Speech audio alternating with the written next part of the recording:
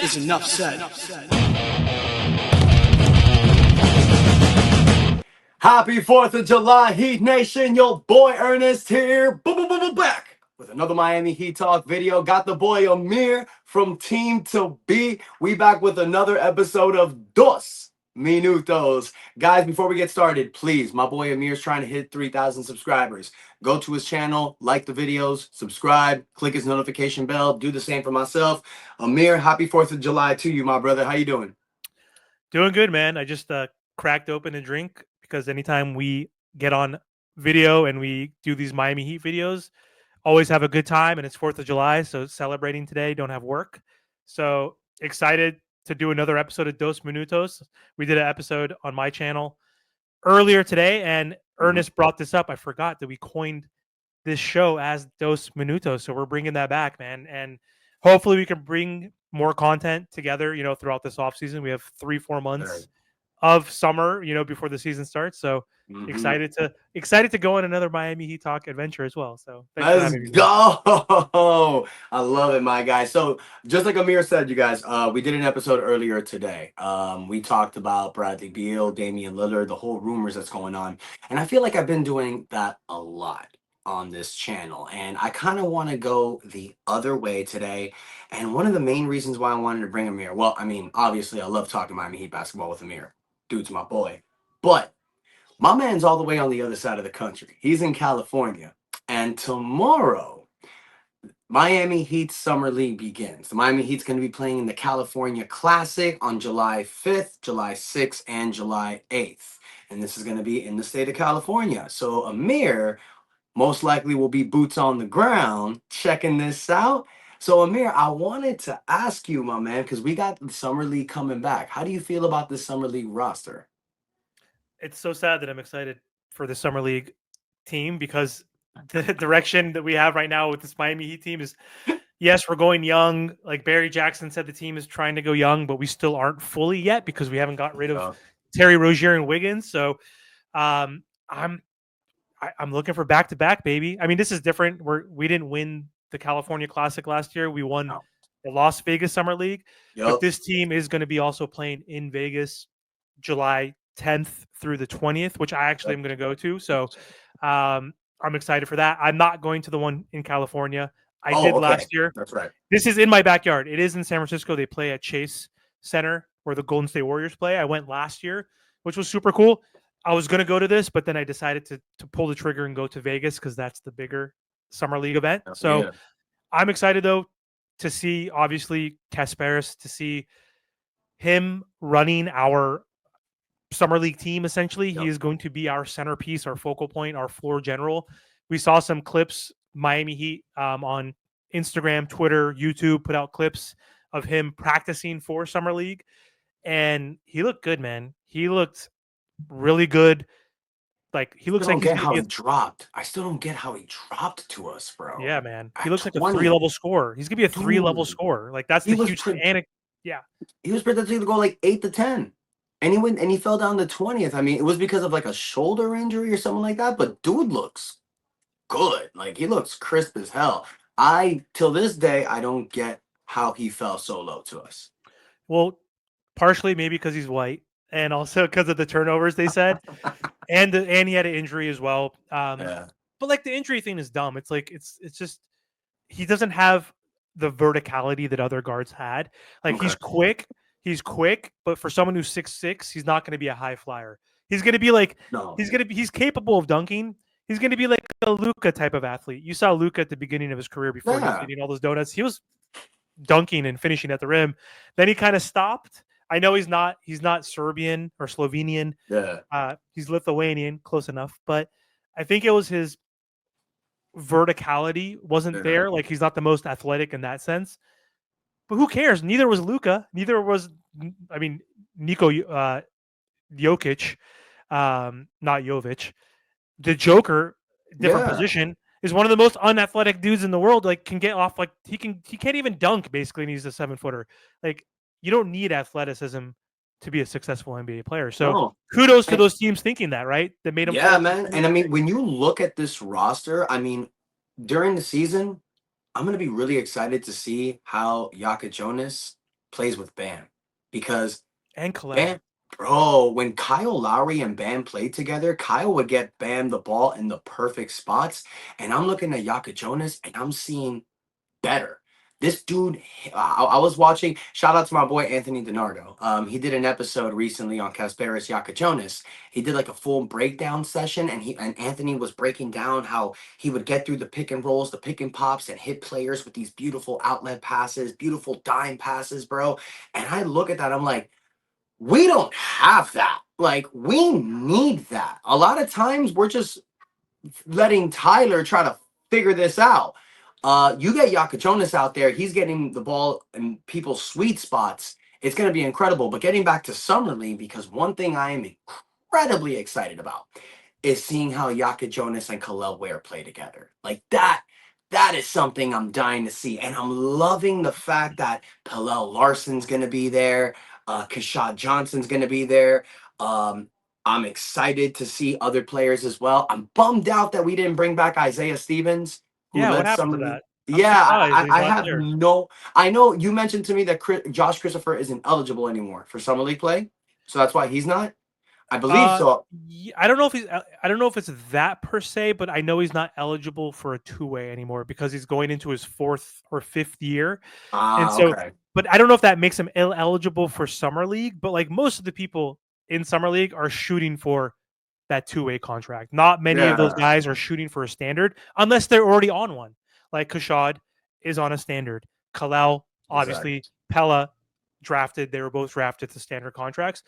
So I don't know if he's not capable, but he's not capable of playing in the G League anymore or signing a two-way. So Josh Christopher, he's probably going to be playing in Spain or Germany or somewhere overseas. I think. I think his NBA dream is possibly over at this point, which is Yeah, unfortunate. not over because if the dude stays positive, he can probably get another shot. But I see what you mean. It sucks. I mean, the fact that we didn't bring back Isaiah Stevens that confused me. I honestly don't know. Maybe one of the fans can let us know in the comments what happened. But the question I had for you, Amir, since you will be there in Vegas and you will be seeing this team, obviously we're excited to see Jonas and Ware, Yes. Larson, developing, Kashad Johnson getting opportunities. But is there anyone in particular, Amir, that the fans may not know about that you're excited for? I mean, the other two-way player. Like there's some other names on there that like are familiar. Javante Cook, J.C. Butler. Yep. Um, who else was there? Marcus Williams, I think, was Yep. someone who's familiar. But I'm not too excited to see those guys. I'm actually excited to see Vladislav Golden. So Ooh, again, undrafted center that we drafted from Michigan, who's Russian, who's 7'1", 250 pounds. We need a traditional center. We've yep. tried we've tried that with Thomas Bryant. We've tried that with Dedman. We've tried that with Zeller. It didn't really work out. But this guy is someone who played at a very good school. He actually played for three different teams, which is kind of crazy. He played for Texas Right. Tech, Florida Atlantic, and Michigan. But still, Michigan obviously one of the better schools in the Big Ten. But we need a traditional big man who can help us with one of the things that we always suck at, besides points per game and scoring, rebounding. Yep. Defensive rebounding, we're 25th in the league for the last like 3 seasons. Offensive rebounding, we're not great. I'm not saying he's going to be in the rotation and get a lot of minutes, but if we are truly doing a youth development, he is someone who needs to play over Kevin Love. If he makes it Yep. and if he is defensively capable, because Spo does not play people that are defensive liabilities, No. like, don't fucking put Kevin Love in there. No offense, Kevin, but now you are officially, this upcoming season, you are the official UD where you get 0 minutes basically. Yeah. Kevin Love was still getting 10 minutes a game here and there. He had issues, the personal issues with his dad passing away. Rest in peace to Kevin Love's dad. But he still was in and out of the lineup. I don't think he deserves a single minute. I want to see Vlad, who was someone in college who averaged 17.7 rebounds, 1.4 blocks. Give him an opportunity as a big body to back up Kalel Ware. Because who else do we really have at the center position? Who No else do one. we have? No. No one, right? I'm sure Spo will play Jovic, try to put Jovic at the five at No, times. God, don't. We need Oh, him to be our point forward off the that's bench. Spo. Yeah, that's Spo. But no, I mean, I love Golden, man, because this is a guy that can give you 10 to 15 minutes off the bench. He rebounds, he scores in the paint, he blocks. He's the traditional center that you need. 7'1", 260 pounds. This is not the type of player you have. With this youth movement roster, you need to start filling roles. The right spots. Yaka Jonas is going to be our point guard for the future. We know Tyler is our scorer. We know Wiggs is our 3-and-D defender. Bam is our do-it-all 4. Kalel Ware is our 3-and-D 5. You know, Jovic is our point forward off the bench. I don't know what the hell Jaime Haka is going to be, but he can kind of slide into that, hopefully, offensive, like solid role player that can contribute. Highsmith is your lockdown defender. You have Golden, who's your presence in the inside. Now everybody's having their role. Now we can start building a team like Indiana did this year, because that's what makes a team. If you don't have a superstar level player like Giannis, You you need need to depth. have, yeah, you need a 2004 Detroit Pistons mindset. Everybody has to have their specific role and succeed in it. And dude, you mentioned Vlad Golden. I'm excited about players that people aren't talking about. Omar Ballo, Dane Danger. There's a lot of guys that are in this roster that could potentially get a two-way deal. And it sucks Who? that, Who are these people? I don't even know who these oh people are. no, bro! You got Steve Settle, you got Dane Deja. Dane Deja is like a 6'9", do-it-all power forward. He's a guy that can bruise inside and facilitate out. Omar Ballo, he's another center. He's 6'11". He has a nice jump shot too. Oh, nice. Um, Steve Settle, he's like a 6'10" power forward, small forward. I saw him. So Yeah. yeah, dude is really nice. So I mean, I'm excited to see a lot of these players. The main guys we know we're excited. Yaka Jonas, Ware, Larson, Johnson, Golden. Uh, I'm really excited to see how these guys play together. And honestly, I'm really excited to see Summer League, because especially with how disappointing this offseason has been, but just all like the Jimmy Butler drama and the blowout in the playoffs, the 10-game losing streak, the disappointing offseason. I want to see something positive, and I want to see this Miami Heat team go back-to-back Summer League champions. And I think we can do it. Yeah. You know what I'm excited though of the cohort of guys that we saw that have defined roles for the most part. Of course, I'm excited to see Kalel Ware. He's going to be like Jaime Right. last season. Like Jaime, like had a good summer league, like before Yep. the sophomore slump. Like Jaime is here just to get some repetition, just to get some Exactly. confidence, to get some cardio. I expect Kalel barely playing, so that's fine. 2 games.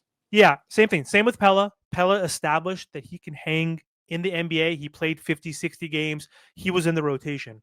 Yep. So I think those two guys should not see the floor Oh. that much. Kashaw Johnson, though, is someone I want to freaking see, because Yeah. he just signed a standard contract. He's one of Yeah. our 15. We still have a two-way spot. If we're giving this guy a guaranteed contract next season, where we barely played him, he played like 10 games or whatever it was, and he played like an average of 5 minutes per game, whatever it was in junk time. This dude is someone who is going to be the most. His defined role is he is a 3, hopefully a 3-and-D. He's working on the 3, but That's he what is we're our hoping on. he is our defensive athletic wing. He's going to be He's our Caleb point of attack Martin. He's Caleb Martin, man. I on see a lot of steroids. Caleb Martin in this kid. But I want him to be like our Iguodala of the future, that type of small forward, Yep. the guy, the high flyer that can get his 3-point shot Yep. down, who can guard the best defender or the offensive player on the opposite team, someone who could eventually score. He's going to be in the dunker spot. He's a high flyer. He's going to help us with transition. He is someone I want to see 15 points, 8.3 Yep. rebounds, 2.8 Yep. assists, 1.2 steals, 1.5 blocks in 15 games with the Skyforce. So Yeah, look, I mean, I'm looking at his numbers right now for the Heat last year. 16 games. He averaged 6 minutes a game. At 6 6 minutes a minutes. game. Check 6 this out. minutes. At Nothing. 6 minutes, though, check these stats out. 3 points a game, 2 rebounds, 69% from the field, 43% from 3. Now, He I know shot this is for only wow. 6 minutes a game, so it's not like a lot, but if you bump that to 25 minutes, that's 6 points a game, 4 rebounds.